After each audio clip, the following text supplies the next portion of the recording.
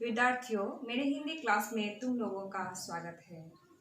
तो हम चर्चा कर रहे थे तुम्हारे पाठ्य पुस्तक आलोक भाग 2 के अंतर्गत नींव के 8 पाठ को, जिसके लेखक है रामवृक्ष बेनीपुरी जी। सशक्त गद्यकार थे वो। उनकी ललित रचनाओं में से नींव की ईंट एक है। और पाठ में जाने से पहले हम कुछ शब्दार्थ की जानकारी ले लें। आजाद, स्वाधीन, उच्चर, बलिदान, वृत्रासुर, एक अत्याचारी राक्षस, अफसोस, दुख, दधीचि, एक प्रसिद्ध ऋषि, होराहोरी, प्रतियोगिता, अभिभूत, आनंदमग्न, चुनौती, ललकार, शहादत, बलिदान। तो पहले हम जो पाठ्यांश सब तक पढ़ चुके हैं, तो उनमें हमको क्या मिला था कि पाठ्यांश में हमको मिला था कि लेखक ने इस पाठ में नींव के ईंट को ज़्यादा महत्व प्रदान किया है और जिस पर एक सुंदर इमारत टिकी रहती है। यहाँ नींव के ईंट का प्रतीकार्थ समाज के अनाम सहित को कहा गया है, जो बिना किसी यश लोभ के समाज के नवनिर्माण के लिए अपने को सर्गित करता है। तो सुंदर इमारत का अर्थ हमें मिला था कि सुंदर इमारत का अर्थ है सुंदर समाज, और इस कंगूरे की ईंट का मतलब यहाँ हमको मिला था कि समाज के यशलोभी शासक जो अपनी प्रसिद्धि और किसी स्वार्थवश काम करता रहता है।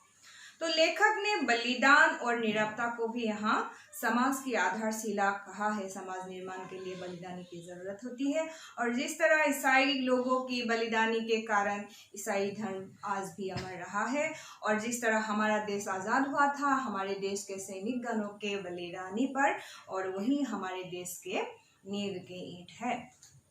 तो इतने से हमको पहले पाठ्यांश में मिले। तो अगले पाठ्यांश में हमें क्या मिलने वाला है, आओ देखें, पाठ की ओर चलते हैं। तो हमने पढ़ा ये सब इतने तक। तो उनके नाम शायद कहीं लिखे गए हो, उनकी चर्चा शायद ही कहीं होती हो किसी ईसाई धर्म, किंतु ईसाई धर्म उन्हीं के पुण्य प्रताप से फल फूल रहा है। तो यहाँ ईसाई धर्म के उन शहीदों को कहा गया है जिन्होंने ईसाई धर्म के प्रसार के लिए अपने को बलिदान दिया था। तो उसी के पुण्य प्रताप से फल फूल रहा है ईसाई धर्म, यानी कि ईसाई धर्म आज भी अमर रहा है। तो वे नींव की ईंट थे, गिरजाघर के कलश उन्हीं की शहादत से चमकते हैं। तो उसी को नींव की ईंट कहा गया है जिन्होंने उसकी अपने को बलिदान देकर ईसाई धर्म को अमर बनाया। यहाँ कुछ ऐसे लोगों की बलिदानी की बात कही गई है जिन लोगों का नाम नहीं लिखा जाता है, इतिहास में लिखा नहीं जाता, और लेकिन उनके मौन बलिदान के कारण ही सुंदर समाज का निर्माण होता है और धर्म का सर ऊंचा होता है। तो आज हमारा देश आजाद हुआ सिर्फ उनके बलिदानी के कारण नहीं, बलिदानों के कारण नहीं, जिन्होंने इतिहास में स्थान पा लिया है।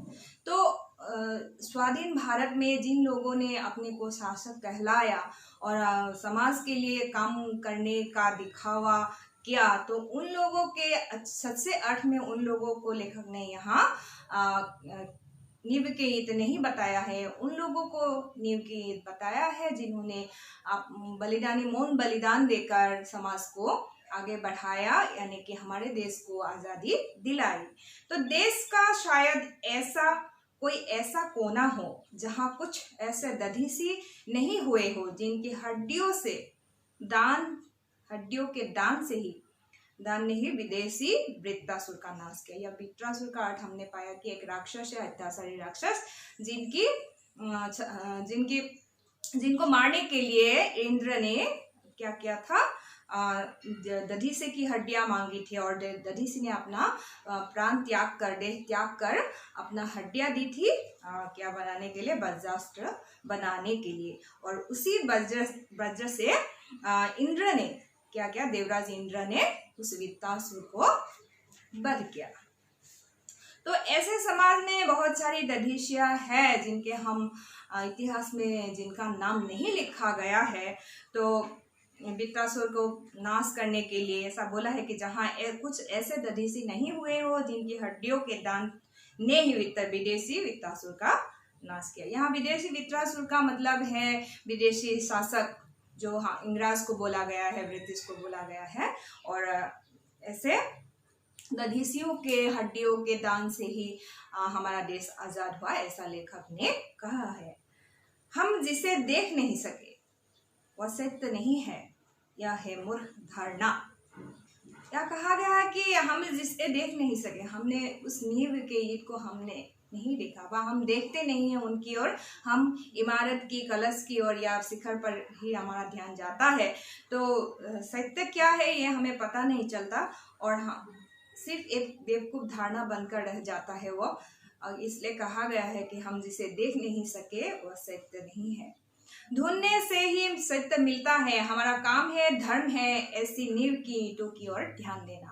इसलिए लेखक ने कहा है कि इस बात पर जोर दिया है। क्या जोर दिया है लेखक ने? हमारा काम क्या है, हमारा धर्म क्या है कि हम नींव के ईंटों को देखें और उनको निकाल कर उनकी ओर ध्यान दें और उसी से हमें सत्य का पता चलता है, पता लग सकता है।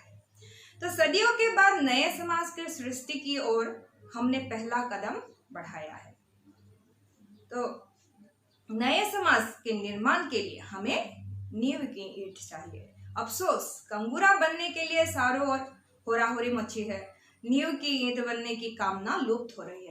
लेखक ने कहा है कि कंगूरे बनने के लिए बहुत सारे लोग आते हैं, जिसकी शोभा को हम देखते हैं, जो ऊपरी भाग में रहते हैं उसे हम देखते हैं कि लेकिन नींव के ये जो समाज के लिए बिना स्वार्थ के अपने को बलिदान दे सकता है, ऐसी बलिदानी कम ही मिलते हैं। इसलिए हमें क्या चाहिए? हमें नींव की ईंट चाहिए जो निस्वार्थ रूप से समाज के लिए काम करने के लिए आगे बढ़े।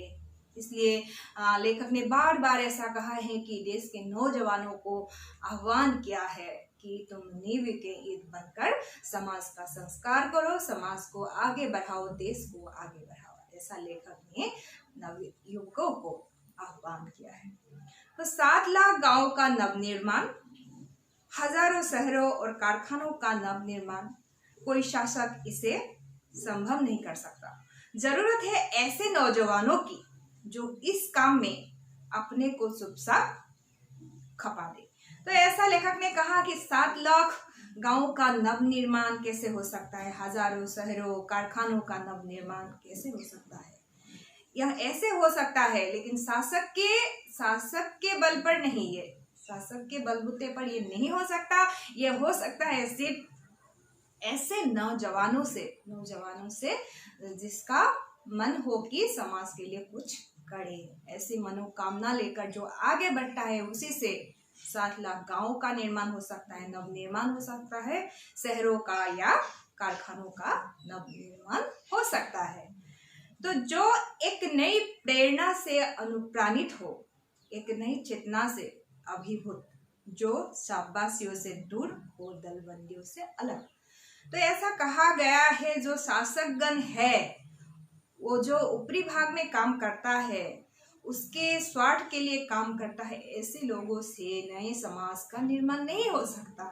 तो जो एक नई प्रेरणा से अनुप्राणित हो, जिसके मन में नया उत्साह होता है और नई चेतना में आनंद मगन हो और शाबाशियों से दूर, उसको कोई प्रशंसा की जरूरत ना हो, ऐसे कुछ लोग और दलबंदियों से अलग हो, दल से अलग हो और मन में ऐसा साहस हो कि हम कुछ नया करें, नवनिर्माण करें, ऐसी मनोकामना लेकर जो लोग आगे बढ़ते हैं, उसी से ही क्या कहते हैं कि लेखक का कहना है कि वो नींव की ईंट है और उसी से समाज का नवनिर्माण हो सकता है। जिनमें कंगूरा बनने की कामना न हो, कलश कहलाने की जिनमें वासना न हो, कभी सभी कामनाओं से दूर, सभी वासनाओं से दूर।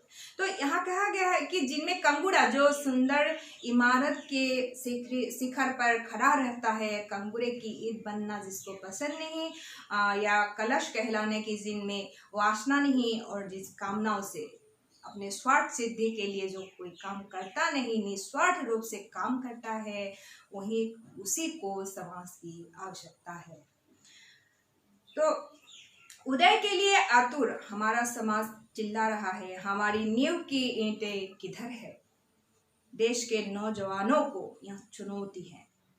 तो लेखक का कहना है कि उदय के लिए, हमारे समाज में कुछ नया करने के लिए हमें क्या चाहिए?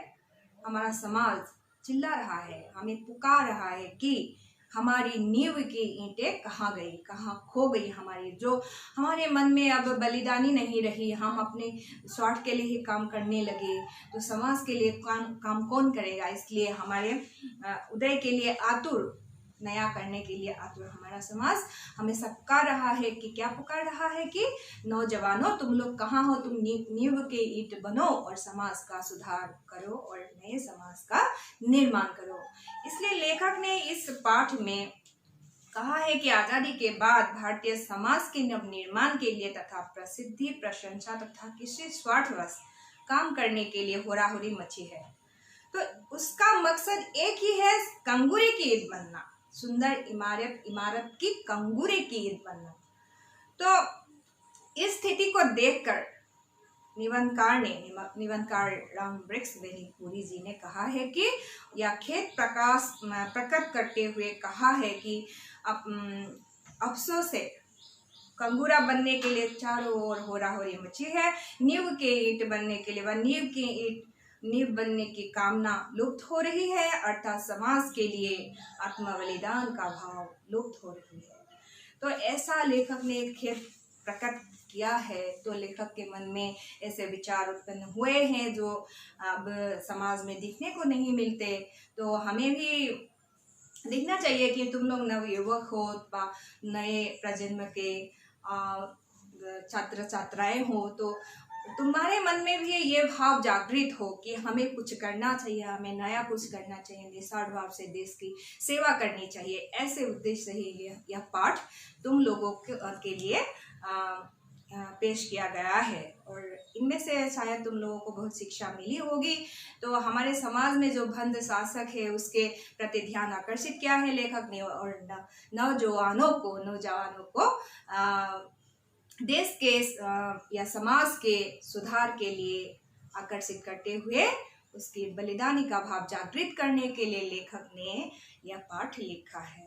तो हमें इस पाठ से बहुत सी प्रेरणा मिल सकती है और तुम लोगों को भी प्रेरणा मिले, यही आशा करते हुए मैं आज के लिए मेरा पाठ यहीं समाप्त करती हूँ। अगले पाठ में फिर मिलेंगे तुमसे और हमारी आलोचना होगी अगले पाठ को लेकर।